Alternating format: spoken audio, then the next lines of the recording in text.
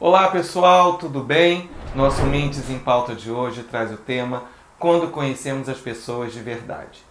Tudo bom, Bia? Tudo ótimo. E Há você? pouco tempo você fez uma postagem que houve bastante reflexão. E eu trouxe esse tema justamente para a gente refletir. Qual foi? O casal é conhecido no divórcio, os irmãos na herança, os filhos na velhice e os amigos na dificuldade. É interessante isso. Quando eu fiz essa postagem, deu uma repercussão muito grande, as pessoas se engajaram mesmo, dando opinião. A grande maioria, assim, 80% concordou, 20% discordou parcialmente e teve gente que discordou totalmente. O que eu achei ótimo, porque reflete que todo mundo tem sua opinião.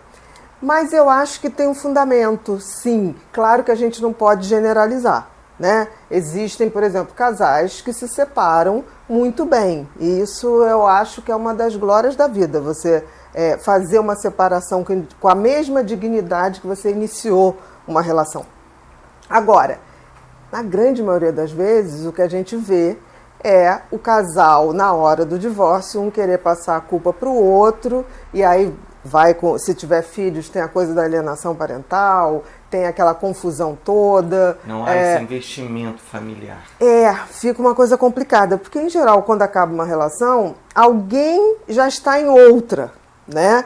E aí não há essa verdade, né? Não há esse zelo que houve no início. Então, muitas vezes acontece, e eu costumo dizer para meus pacientes, cuidado que numa separação, se não for amigável, se não for bacana, quem ganha é o advogado, nunca o casal, nunca a família. Então, tentar sempre fazer uma separação mais bacana, mas é difícil. O outro foi os irmãos. Os irmãos na herança.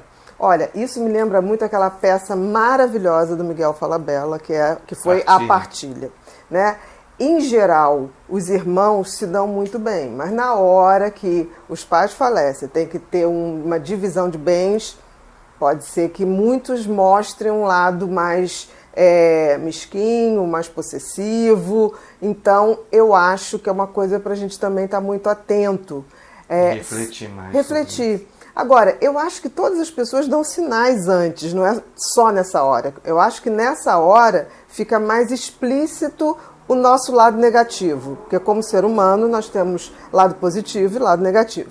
Nessas situações que eu coloquei na postagem, é claro que destaca mais o lado negativo. Agora, tem irmãos que de fato um privilegia o outro que necessita mais. Por exemplo, eu já vi irmãos se darem muito bem e fazer divisões muito justas, no sentido, aquele que está muito bem sucedido abrir mão da sua parte, acontece, mas em geral a briga é bem a peça a partilha.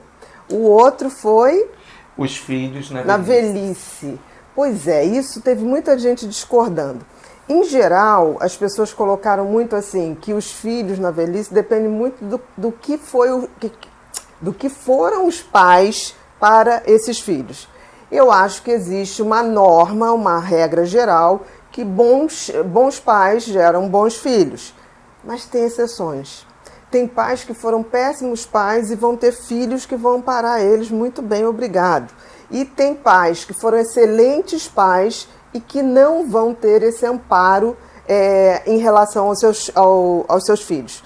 Depende. Aí a gente tem sempre relativo, uma coisa que tem a ver com a personalidade de cada um. Isso é super importante, né? Não dá para fazer uma regra, mas a gente tem que ficar atento, porque isso depende de filho e pais. Né? É claro que, por exemplo, relativo. Teve gente que falou assim, mas um filho de psicopata. Claro que um filho de psicopata é muito difícil que esse filho cuide desse pai com carinho, com dedicação. É muito difícil, mas pode acontecer. Coisa bem interessante, que há pouco tempo a gente já vivenciou isso até no consultório, tudo a gente vivencia mesmo, né? Mas uma pessoa que o pai foi cruel a vida toda, mas assim, bem cruel. Vamos colocar um narcisista, por exemplo, e na velhice ele começou a ficar muito doce.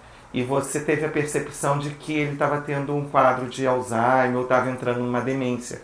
E foi o melhor momento para esse filho curtir esse pai. É interessante que pais e mães assim narcisistas, não necessariamente perversos, mas muito narcisistas ou histriônicos, se eles vão envelhecendo e desenvolvem demência, eles ficam mais doces. É muito interessante. E me parece que é algo que a natureza meio que programa, que é quando os filhos se reencontram com esses pais ou com essas mães. E, por fim, tem os amigos, né? Os amigos. Nas dificuldades. Eu diria o seguinte, a gente encontra amigos, a gente vê amigos na dificuldade, né? Aquela pessoa que cuida, aquela pessoa que te ampara. Mas eu acho que em relação aos amigos tem dois aspectos. Amigo de verdade, ele vai estar com você na dificuldade e vai torcer muito e ficar muito feliz com a tua felicidade. Porque é muito fácil uma pessoa, quando você está em dificuldade, aparecer. Porque a pessoa até fala assim, eu vou lá porque agora eu estou superior, né? É mais fácil, a não ser que seja uma pessoa perversa, mas em princípio a pessoa estende a mão. Agora, quando a gente tem um amigo que está brilhando, que está numa fase muito boa, difícil eu acho receber um elogio, a pessoa tá não, perto. E a pessoa vibrar realmente, do tipo assim, estou feliz por você. Eu acho que a amizade ele tem esses dois aspectos. O grande amigo sabe ver a felicidade do outro. Exatamente. Bia, quero te agradecer. Tema lindo para a gente refletir realmente. Com certeza. Tem as exceções, mas é para a gente observar. Obrigado. Nada. Descubra sua personalidade com o teste Pensax. Faça o teste grátis e comece sua jornada de autoconhecimento.